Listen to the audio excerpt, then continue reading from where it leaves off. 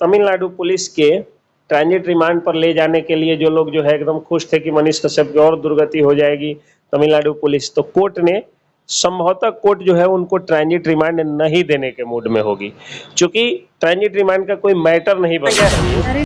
यादव परिवार की बेटी ऐश्वर्या खून के आंसू रो रही है तेज प्रताप यादव के कारण। शाहीन बाग में जो आंदोलन हो रहा था वो आंदोलन हो रहा था सीएए के विरुद्ध में हो रहा था। अब लोग उसको हिंदू मुस्लिम का रंग दे रहे हैं कि जब किसी लड़ाई को कमजोर करना होता है तो उसमें दो चीज आ जाती है, एक पार्टी और एक जाति। और आप जो बात बोले हैं कि टेररिस्ट जैसा सलूक किया जा रहा है, तो आप कोई गलत नहीं बोले हैं। जिस तरह से मनीष कश्यप को डिस्पाइट हिज सरेंडर, उन्होंने सरेंडर किया था, इसके बावजूद भी उनके मुंह पर गमछा रखा गया, हथकड़ी लगाई गई, तो ये नहीं होना चाहिए था। जिनको बहुत बड़े टेररिस्ट के नाम से जाना जाता है, जो हमारे बिहार के मनीष कश्यप,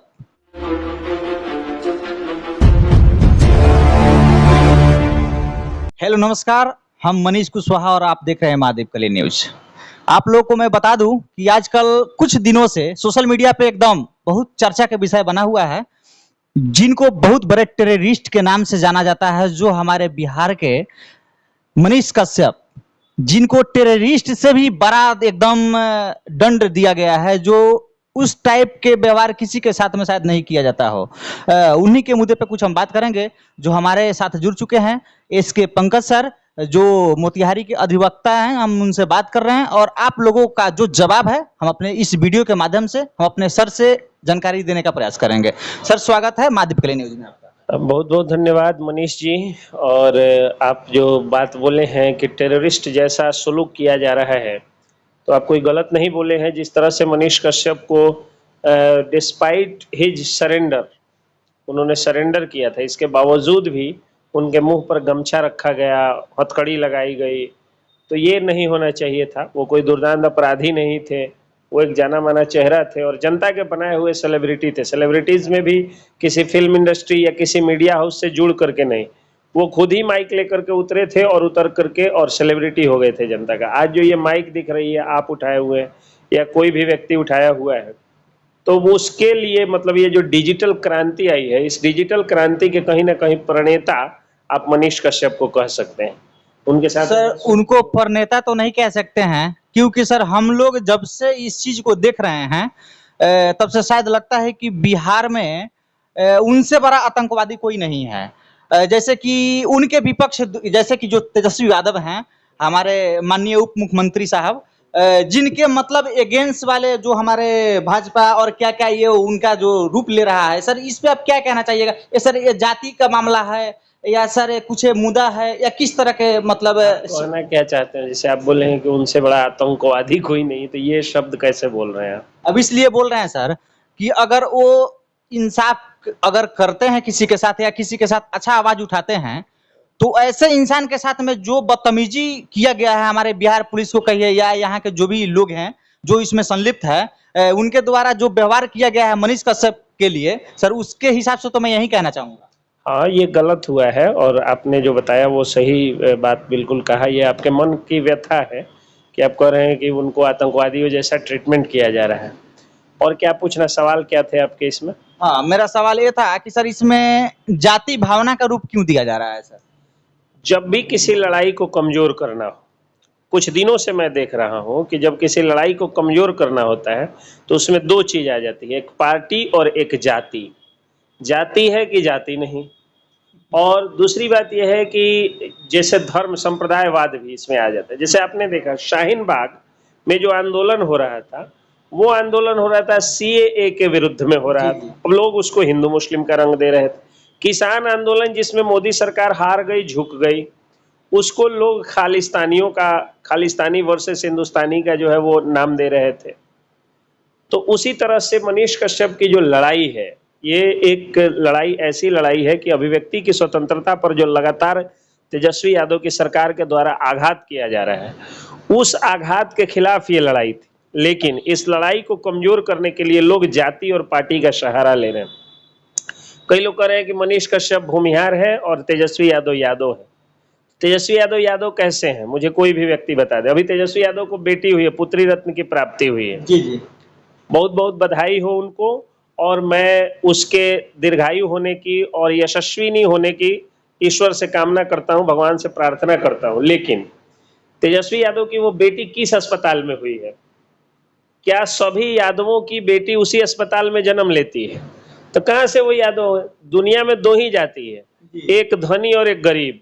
तेजस्वी यादव धनी जात के हैं, उनका जो है वीआईपी हॉस्पिटल में उनकी पत्नी भर्ती हुई, और जो उनके लिए झंडा ढोते हैं इस नाम पे कि वो यादव है तो मैं भी झंडा ढोऊंगा, वो बिल्कुल उसी टाइप के मूर्ख लोग हैं जो हिंदू होने के नाम पर नरेंद्र मोदी का झंडा ढोते हैं, और भूमिहार होने के नाम पर अखिलेश सिंह का झंडा ढोते हैं, या पासवान होने के नाम पर रामविलास पासवान का झंडा ढोते हैं। आप एक बात मुझे बताइए, यादव परिवार की बेटी ऐश्वर्या खून के आंसू रो रही है तेज प्रताप यादव के कारण, तलाकशुदा हो गई, परित्यक्ता हो गई, डिवोर्सी हो गई, खून के आंसू रो रही है, और राजश्री यादव की बेटी नहीं है लेकिन वो राज भोग रही है। तो सर उन पे ये कार्रवाई क्यों नहीं किया गया? मान लेते हैं जो मनीष कश्यप पे किया गया, तो सर वो तो मनीष कश्यप के पिता ना चोर हैं, न उनकी माता चोर हैं, न मनीष कश्यप कोई टेररिस्ट है। उनके पिताजी एकदम देश के जवान हैं, देश के सुरक्षा के लिए बॉर्डर पे तैनात है। उनकी माता हाउसवाइफ है। लेकिन तेजस्वी यादव के पिताजी भी चोर हैं, चारा घोटाला में जेल गए। उनकी माता श्रीमती राबड़ी देवी, वो भी मतलब चोर हैं। अब इनके पास भी 800 करोड़ का जो संपत्ति निकला है सर, इसका भी कोई अभी तक अब बयान क्या है नहीं है, अब ये तो शायद मालूम चलने के बाद में हम बताएंगे। लेकिन उनके ऊपर एक क्यों नहीं कार्रवाई किया गया सर? उनको जेल क्यों नहीं डाला गया? देखिए मैं बता रहा हूँ, पहली बात तो ये कि किसी को चोर नहीं कहना चाहिए। हाँ, लेकिन सर ये मेरे द्वारा नहीं, यानी कि हमारे बिहार में जिस तरह के ये काम किया गया है ना, इसके वजह से जनता का आवाज है कि हाँ वहाँ पे ऐसे है, क्योंकि बहुत बाइट हमने देखा है सर। इस पे मैं सवाल चोर शब्द जो है वो चूंकि उनके ऊपर एक केस में वो सजायाफ्ता मुजरिम है लालू यादव, तो वो आप कह सकते हैं कि एक केस के सजायाफ्ता मुजरिम है। तो जिस तरह से मनीष कश्यप कोई गलत व्यक्ति नहीं है, उसी तरह उनको चोर डायरेक्ट कहना बहुत मतलब मेरे हिसाब से अच्छा नहीं है।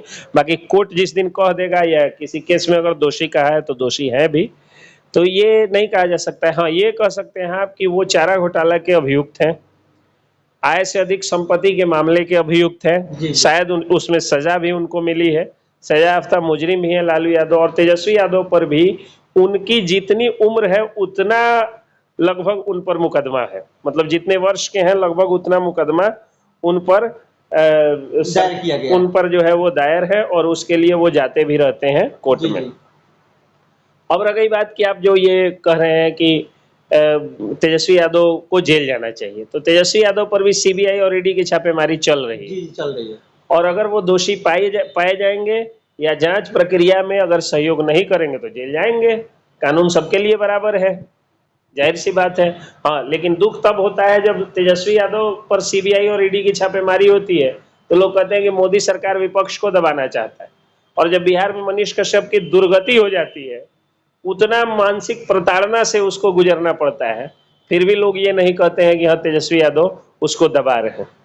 ठीक है, तो ये दोनों या तो वहां या तो तेजस्वी यादव के भी साथ सही हो रहा है तो मनीष कश्यप के भी साथ सही हो रहा है, या तो मनीष कश्यप के साथ गलत हो रहा है तो तेजस्वी यादव के साथ भी गलत हो रहा है। दोनों मतलब चिट भी मेरी पट भी मेरी नहीं चल सकता है सर। तो इस सब चीज को देखते हुए, इस मुद्दा को मद्देनजर रखते हुए सर, जो धारा उन पे लगा है हमारे माननीय श्री मनीष कश्यप जी पे, जो सर उस धारा के हिसाब से सर आपको क्या लगता है कि उनका कब तक मतलब बाइज्जत बरी किया जा सकता है उनको?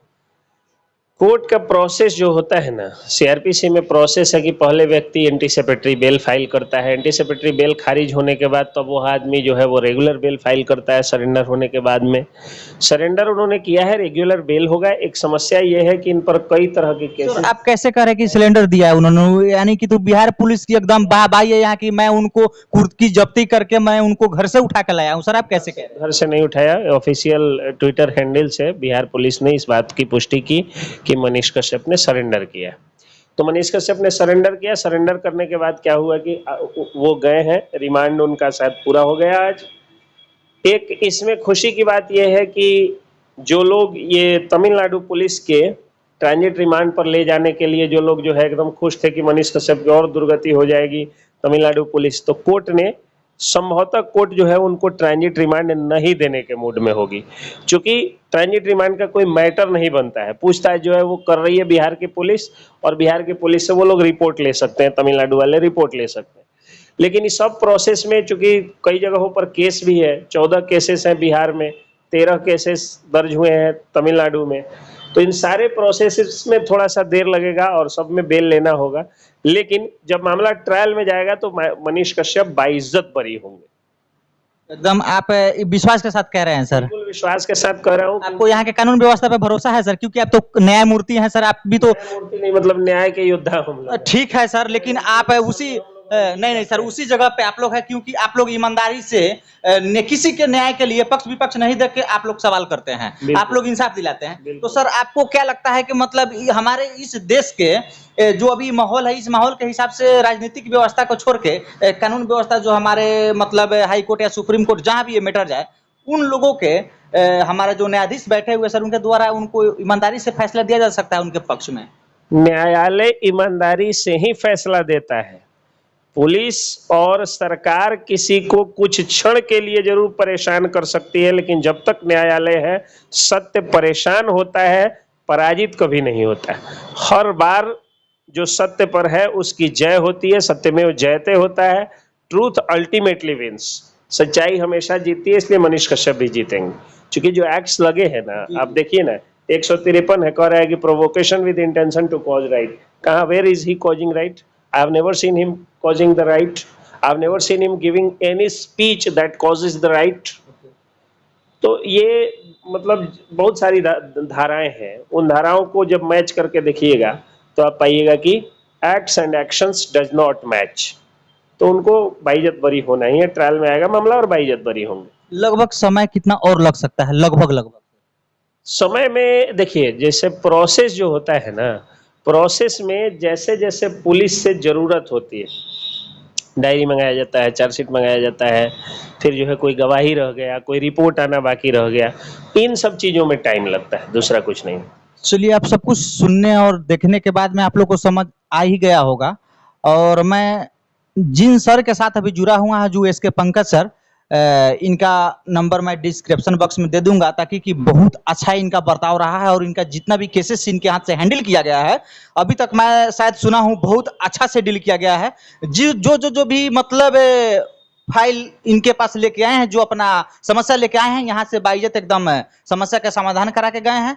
तो मैं यही कहना चाहूंगा कि इन सर को भी आप लोग सेवा का एक बार मौका जरूर दीजिए, और मिलते हैं हम अपने चैनल के माध्यम से। बहुत बहुत धन्यवाद इतनी प्रशंसा करने के। प्रशंसा की क्या बात है सर, आप तो जिस तरह आपने मतलब बाइट दे रहा है सर, आपने जो किया है सर, एक जो कार्य आपने किया है, आपके द्वारा किया गया है सर, एकदम सराहनीय है सर। बहुत बहुत धन्यवाद। क्योंकि जो आप जिस हिसाब से शायद मैं देख रहा हूं सर, मुझे नहीं लगता है कि आपके जैसे अगर एडवोकेट हमारे मोतिहारी शहर में और लोग हो जाएं तो शायद यहाँ के कानून व्यवस्था को मतलब शायद डगमगाने देंगे।